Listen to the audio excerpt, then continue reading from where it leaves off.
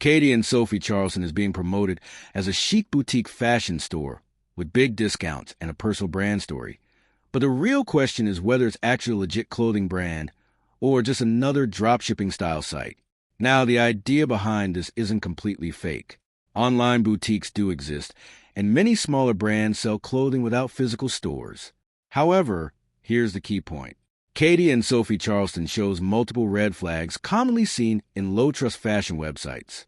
There are some surface positives. The site typically features clean aesthetic design, trendy clothing styles, a relatable founder story, heavy discounts and promotions, but these are often used to build quick credibility. There are several concerns. First, constant closing sales or big discounts.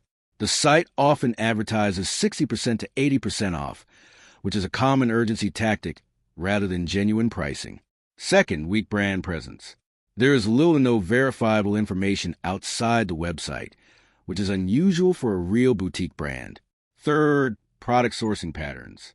The designs and images often look generic or similar to items found on wholesale platforms, suggesting possible dropshipping.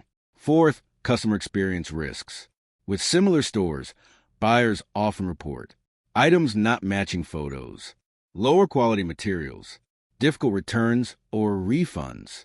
So, is Katie and Sophie Charleston real or fake?